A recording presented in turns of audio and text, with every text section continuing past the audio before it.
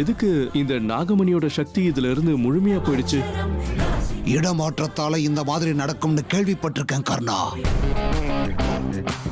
நாகமணி நான் இருக்கிற வீட்லயே இருக்குன்னா ரொம்ப சந்தோஷமான விஷயம்தான். எப்படியாவது நான் அந்த வீட்லயே இருந்து அதை கைவசப்படுத்திக்கணும்.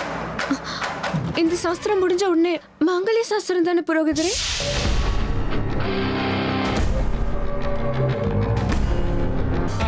உன்னோட இடத்தை ஆக்கிரமிச்சுக்கிறதுக்காக சேஷா அங்க தயாரா இருக்கா. அமிர்தா, உன் அர்ஜுன் மேல சேஷா ஆசைப்பட ஆரம்பிச்சுட்டா. ஏன் அமிர்தா ஏதோ சின்ன குழந்தை மாதிரி இப்படி அவசரப்பட்டுட்டு இருக்க? இது சின்ன குழந்தைங்க மாதிரி இல்ல சித்ரா, காதல்ல விழுந்தவங்களோட அவசரம். இத பாருங்க, நீங்க வேக வேகமா சுத்துனீங்கன்னா வேக வேகமா தாலியை கட்டிக்கலாம். அது சரி. பாத்தீங்களா அமிர்தா, புரோகிதர் கூட நம்மள கிண்டல் பண்றாரு. வாங்க சீக்கிரமா சாஸ்திரங்களை முடிச்சிடலாம்.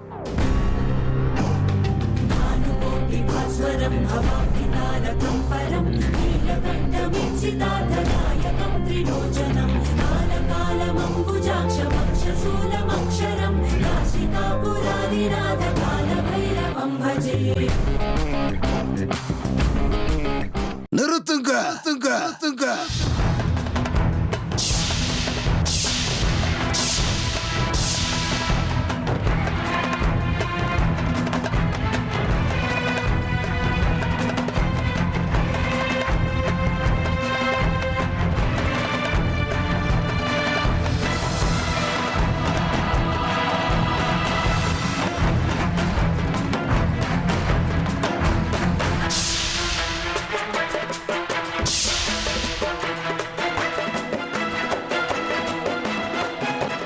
என்னாச்சு பாபா? யாரும் என்ன எந்த கேள்வியும் கேட்க கூடாது. என்ன ஏது எதுக்குன்னு கேட்காம இந்த நிமிஷமே இந்த குடும்பத்தில் உள்ளவர்களை தவிர மத்த எல்லாரையுமே வெளியே அனுப்புங்க.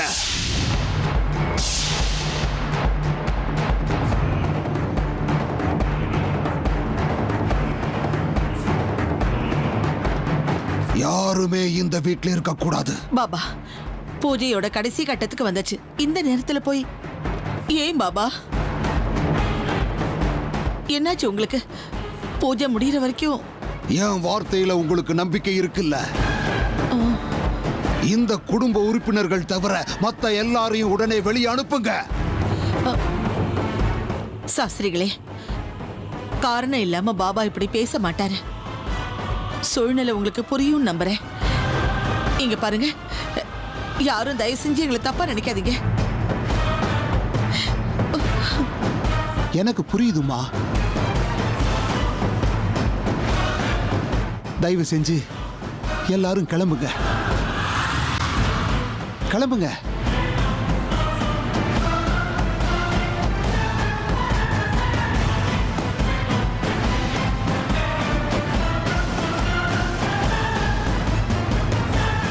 பாபா, சாஸ்திரிகளாவது இங்க இருக்கலாமா?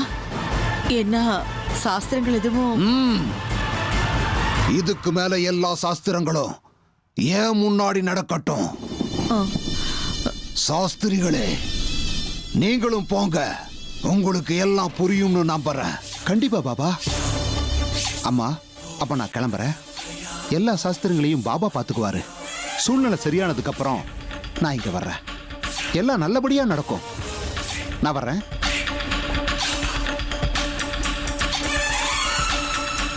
பாபா, இப்பவாவது என்ன விஷயம்னு சொல்லுங்க. எதுக்காக வீட்டுக்கு வந்தவங்களை வெளியே போக சொன்னீங்க? அந்த நாகராணி ஏதோ ஒரு மனித ரூபத்துக்கு மாறி உங்க வீட்டுக்கு வந்து சேர்ந்திருக்காங்கிற ரகசியம் எனக்கு இப்ப தெரிஞ்சு போச்சுமா.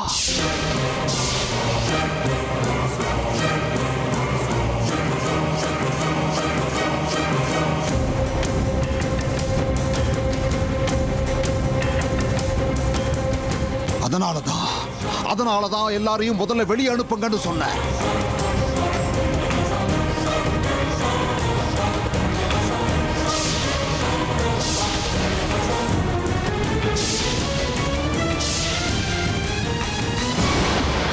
என்ன நாகராணியா? எங்க, எப்படி, எந்த உருவத்துல வந்திருக்கா? அதை கண்டுபிடிக்கிறதுக்கு தான் மத்தவங்க எல்லாரையும் நான் வெளியே அனுப்புனேன். இன்னைக்கு அந்த நாகராணி எந்த உருவத்துல இருந்தாலும் இன்னைக்கு இந்த பைரவனோட கண்ணுல இருந்து தப்பிக்கிறதுக்கு வாய்ப்பே கிடையாதும்மா.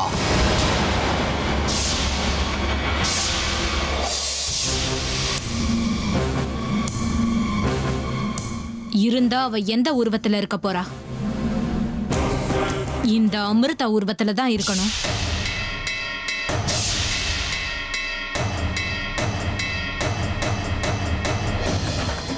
மயூரி, நீ தேவையில்லாம எல்லையை தாண்டி போற.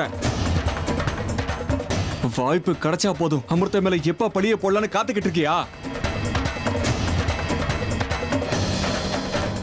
இந்த மாதிரி சொல்றதுக்கு உன்கிட்ட என்ன ஆதாரம் இருக்கு?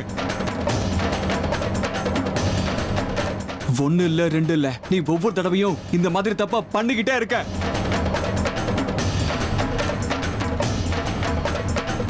என் பொறுமைக்கும் ஒரு எல்லை இருக்கு மயூரி. என் பொறுமையை சோதிக்காத.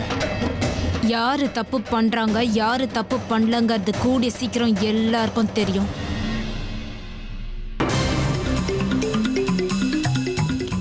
மயூரி, உன் அதிக பிரசங்கித்தனத்தை கொஞ்சம் நிறுத்துறியா?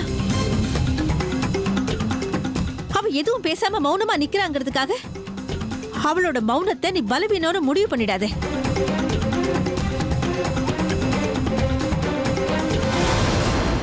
அத்தை, எங்க அர்ஜுன், இதை அப்படியே விட்டுருங்களேன்.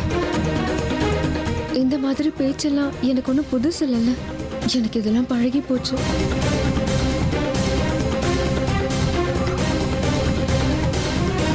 ஆனா இப்போ அதை பத்தியெல்லாம் பேசிட்டு இருக்கிறதுக்கு நேரம் இல்லை அர்ஜுன். முகூர்த்த நேரம் முடியறதுக்குள்ள நம்ம சாஸ்திரங்களை முடிச்சாகணும். முதல்ல மாங்கல்ய சாஸ்திரத்தை முடிச்சிடலாமா?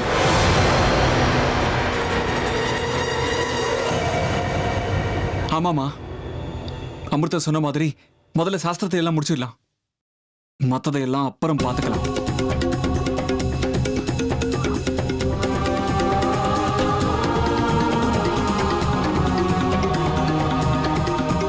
நிறுத்து. எனக்கு ஏற்பட்ட சந்தேகம் தெளிவாகிற வரைக்கும் எந்தவித சாஸ்திரமும் நடக்கவே கூடாது.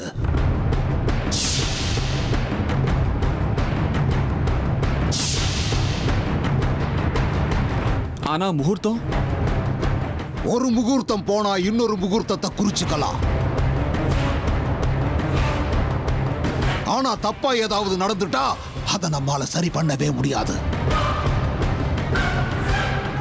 உங்களுக்கு நடுவுல இந்த வீட்ல இப்ப அந்த நாகராணி இருக்கா.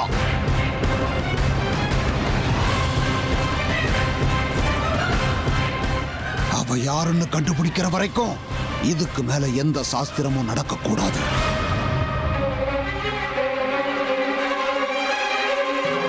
இதுல நாகராணி யாருன்னு நீங்களா ஒத்துக்கிட்டா நல்லது. இல்லன்னா நானே சோதனை பண்ணி அதை யாருன்னு கண்டுபிடிக்க வேண்டி இருக்கும். சொல்லுங்க.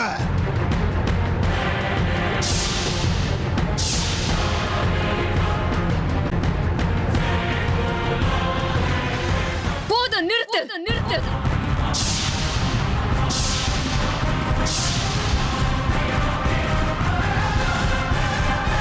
இங்க எந்த நாகராணியும் இல்ல.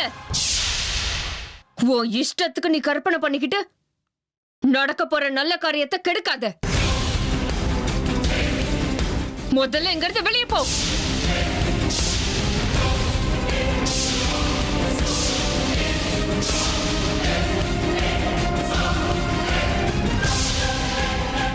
இது பாருங்க அர்ஜுன், சீக்கிரம் தாலியை கட்டுங்க. கண்டவங்க பேச்சுக்கெல்லாம் தேவையில்லாத முக்கியத்துவம் கொடுக்க வேண்டிய அவசியம் இல்லை.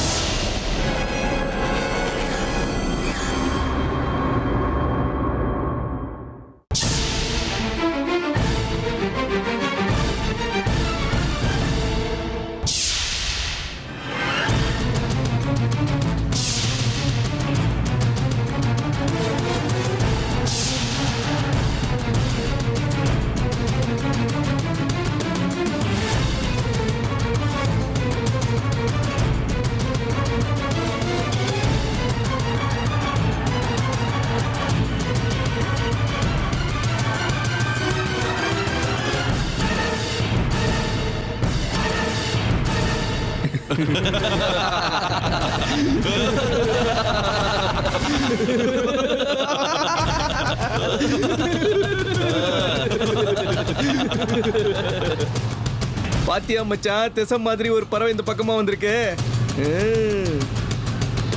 இந்த பக்கம் இப்படி ஒரு பறவை நம்ம பார்த்ததே இல்லைல்ல. ஹே, யாரா நீங்களா? அத உனக்கு தெரியப்படுத்த தான் தங்கம் வந்திருக்கோம். தயவு செஞ்சு என் வழியில யாரும் குறுக்கிடாதீங்க. நான் இப்போ ரொம்ப முக்கியமான காரியத்துக்கு போயிட்டு இருக்கேன். முக்கியமான காரியமா? என்ன சொல்ல அது? உங்களுக்கு கெஞ்சி கேட்டுக்கிறேன், என்ன விட்டுடுங்க. இன்னைக்கு எனக்கு கல்யாணங்க, நான் போயே தீரணும். இன்னைக்கு அவங்களுக்கு கல்யாணமாண்டா.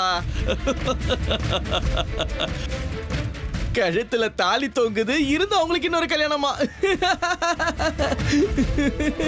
ஆமா மச்சான், இவளுக்கு தினம் ஒரு கல்யாணம் பண்ணிக்கிற பழக்கம் இருக்கு போல தெரியுது. ஓ, வெக்கமால உங்களுக்கெல்லாம்? வாய்க்கு வந்தபடி பேசிட்டு இருக்கீங்க. வெக்கமா? அப்படின்னா என்னடா மச்சான்? கழுத்துல தாலியை கட்டிக்கின்னு இன்னொரு கல்யாணம் பண்ற உனக்கே வெக்கம் இல்ல, அப்படி இருக்க சொல்ல எங்களுக்கு எப்படிமா வெக்கம் இருக்கும்? அடம் பிடிக்காத. என்ன பூஜையா இருந்தாலும் என்ன சாஸ்திரமா இருந்தாலும் நாங்களே செஞ்சு வைக்கிறோம். பாத்துக்கோ, ஒருத்தர் இல்ல, ஒண்ணுக்கு 4 பேர் இங்க இருக்கிறோம். ஒரு தடவை இல்ல, 4 தடவை வேணாலும் சாஸ்திரம் பண்ணிக்கலாம். என்ன சொல்ற? சத்தானடா?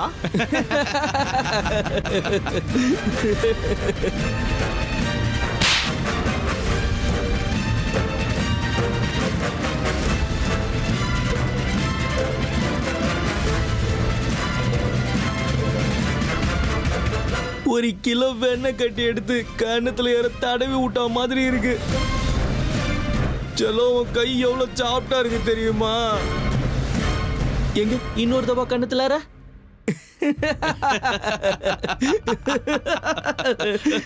சரியான நேரத்துக்கு நான் வீட்டுக்கு போய் சேரலன்னா சேஷா பிரச்சனையில மாட்டிப்பா. அவ எனக்காக அங்க காத்துக்கிட்டு இருப்பா. போங்க, தள்ளுங்க.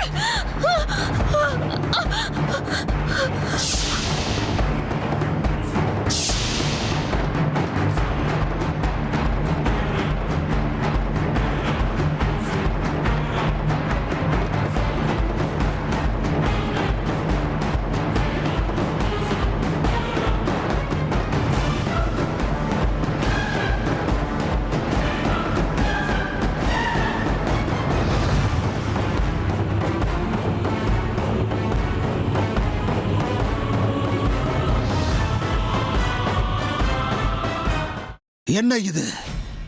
என்ன திமிர்த்தனம் இதெல்லாம்? இந்த பைரவ பாபாவையே வெளியே போன்னு சொல்ற அளவுக்கு திமிரா? எவ்வளவு அகங்காரம்! அதுவும் ஒருமையில பேசுற. ஜெய் மகா காளி! அமிர்தா, என்னம்மா இது? பெரியவங்க முன்னாடி ஏன் இப்படி மரியாதை எல்லாம் பேசுற? பாபா, நீங்க ஒன்றும் வருத்தப்படாதீங்க. இத பாருங்க, அவ ரொம்ப சின்ன பொண்ணு, ஏதோ தெரியாம அவ பேசிட்டா. அவளுக்காக நான் மன்னிப்பு கேட்கிறேன். இத பாருங்க, உங்களை நான் கையெடுத்து கும்பிட்டு கேட்கிறேன், தயவு செஞ்சு கோவப்படாதீங்க பாபா. கோவப்படாதீங்க பாபா. ஆமா பாபா, உங்களை அவமானப்படுத்தணுங்கிற எண்ணம் எல்லாம் நிச்சயமா அவளுக்கு இல்ல. ஏதோ தெரியாம அப்படி பேசிட்டா. தயவு செஞ்சு அவளை மன்னிச்சிருங்க. இந்த வீட்டுக்குள்ளே நாகராணி ஏதோ ஒரு உருவத்துல வந்திருக்காங்கிற சந்தேகம் உங்களுக்கு ஏற்பட்டிருக்குன்னா அது நிச்சயமா உண்மையாதான் இருக்கணும். வீட்டுக்கு வந்த விருந்தாளிங்க எல்லாரும் வெளியில போயிட்டாங்க. இப்ப இங்க இருக்கிறது நம்ம குடும்பம் மட்டும்தான். அவ ஏதோ ஒரு பதட்டத்துல அந்த மாதிரி பேசிட்டா போல இருக்கு. தயவு செஞ்சு நீங்க அவளை மன்னிச்சிருங்க பாபா. ஆமாம் பாபா, நமக்குள்ள யாரும் அப்படி இல்லைன்றது என்னோட நம்பிக்கை. எங்க அமிர்தாவுக்கு அர்ஜுன் மேல ரொம்ப பாசம் அதிகம். நடக்கிற சாஸ்திரங்களுக்கு எங்க தொந்தரவு வந்துருமோன்னு பயந்தாவ அப்படி பேசிட்டா. தயவு செஞ்சு தொடர்ந்து சாஸ்திரம் நடக்க அனுமதி கொடுங்க பாபா. பெரிய மனசு பண்ணி அவளை மன்னிச்சிருங்க பாபா. பாபா நிச்சயமா அமிர்தா வேணும்னே அந்த மாதிரி பேசியிருக்க மாட்டாங்க. தயவு செஞ்சு அவங்க சொன்னதை நீங்க தப்பா எடுத்துக்காதீங்க. இங்க பாரு அமிர்தா, என்ன இருந்தாலும் பாபாவை பார்த்து நீ அப்படிலாம் பேசியிருக்க கூடாது. அவர் நமக்கெல்லாம் குரு. சொல்றதை கேளு, அவர்கிட்ட மன்னிப்பு கேட்டுருமா. தொடர்ந்து சாஸ்திரங்களை வேணா பண்ணிடலாம். வாய்ப்பே இல்ல.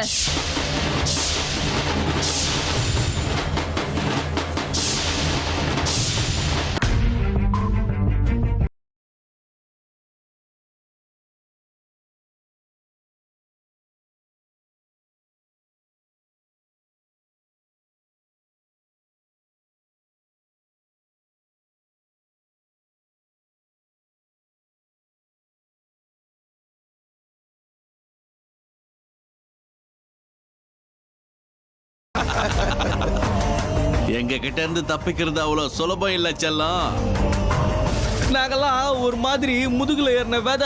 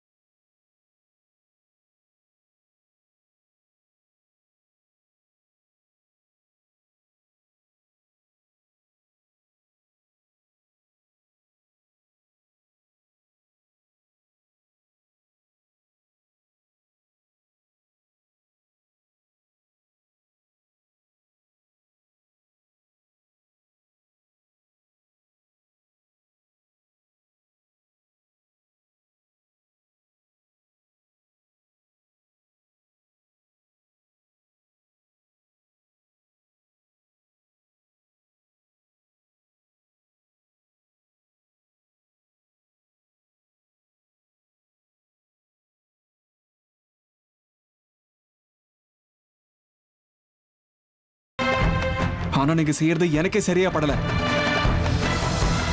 பாபா என்ன செஞ்சாலும் என்ன சொன்னாலும் அது நம்ம குடும்பம் நல்லா இருக்கணுங்கிறதுக்காக மட்டும்தான். அவர் அலட்சியப்படுத்தி அவரை வெளியில பொண்ணு நீங்க சொன்னதே பெரிய தப்பு.